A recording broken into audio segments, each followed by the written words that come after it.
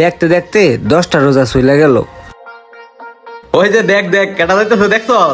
রমজান মাস উপলক্ষে 1 মাসের মূল্য হইছে। রমজান মাস গেলে এটির আর কুজ্জাও পাওয়া যাইতো না। এটি 1 মাসের লাগি দাঁড়ে টুকু। ও মা গো, জুতাটা ছিঁড়ে গেল, এটা কোনো কথা? এখন কেমনে যাবো? হ্যাঁ দেখ দেখ মুসলির জুতা হতে গেছে গা।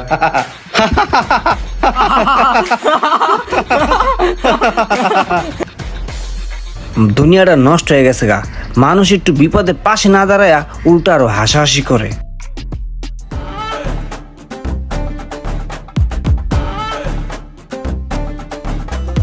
ভাই, জুতাটা একটু সেলাই করে দেন তো।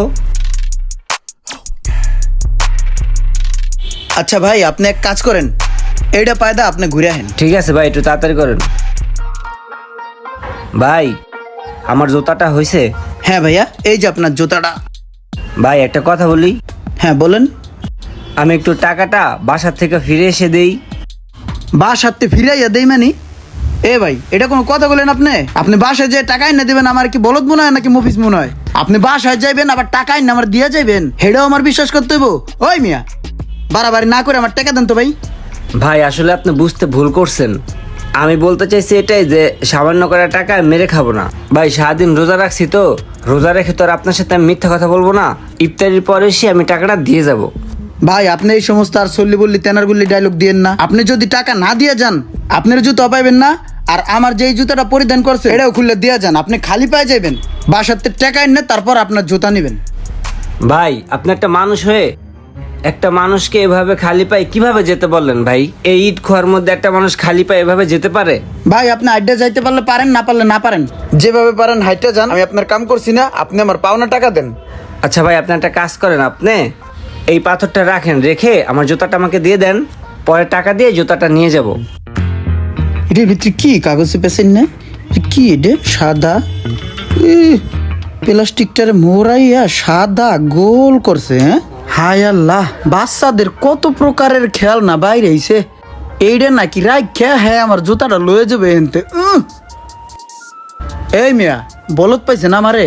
এই যে পাথর দিছেন এগুলো তো বালুর লগে আহে। আপনি এই পাথর দিয়ে আমার জুতা লয়ে যাবেন গা 30 টাকা না দিয়া? ভাই এটা হইতো না ভাই। এই যে পাথর আপনি আনছেন, এই পাথর বালুর লগে গড়াগড়ি করে পোলা পাইনি খেলে। হ্যাঁ ঠিক আছে, আপনি আমার টাকা দিয়ে পরে মাল লয়ে যান। যান, আমারটা দিয়ে যাও জুতা। আচ্ছা ঠিক আছে ভাই, টাকাই না আমার জুতা নিয়ে যাইতেছি। ঠিক আছে? হ্যাঁ ঠিক আছে। ও দান্দাবাজি আমার লগে। হ্যাঁ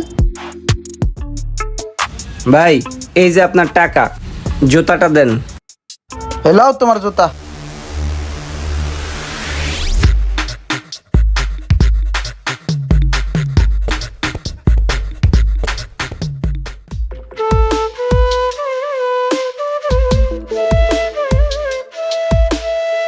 এই সোহাগ ভাই, আরে রোমান ভাই। আপনার না অনেক বড় একটা দোকান ছিল? হ্যাঁ ভাই, ওটা একটা সমস্যার কারণে সব বিক্রি করে দিচ্ছি। ও আচ্ছা ভাই, একটা কথা ছিল আপনার সাথে, একটু সাইডে আসবেন? হ্যাঁ ঠিক আছে, আসেন। এই আপনি একটু দেখেন। ভাই কথাটা হইলো কি, শোনেন ভাই, আপনি তো একসময় অনেক বড় স্বর্ণকার ছিলেন। দেখেন তো এই পাথরটা কিসের? আরে জিনিসগুলো তো অরিজিনাল মনে হইতেছে। আরে এটা তো অনেক দামি জিনিস, তুমি এটা পাইলা কই?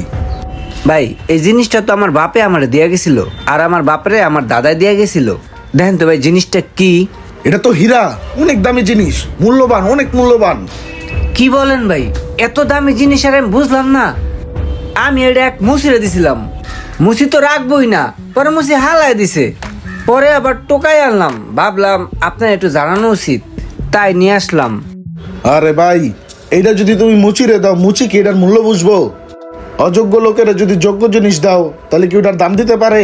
মুচির নজর তো শিখে মানুষের জুতায়, কার জুতা রং করতে হইব, সেলাই করতে হইব, ওই চিন্তা। মুচি তো এটার কদর বুঝবে না। যে সমস্ত যুবক ভাইরা দাড়ি টুপি রেখে নামাজ রোজা আদায় করার পরে সমাজের কিছু লোক তাদেরকে টিটকারি করে, তাদেরকে বলবো যে সবার কাছে মূল্যায়িত হতে যাবেন না, কারণ সঠিক জিনিসের মূল্যায়ন সবাই করতে জানে না। আর আমরা আল্লাহ তাআলার ইবাদত করি শুধুমাত্র আল্লাহর কাছে মূল্যায়িত হওয়ার জন্য। ভিডিওটি ভালো লাগলে অবশ্যই শেয়ার করে দিবেন প্লিজ।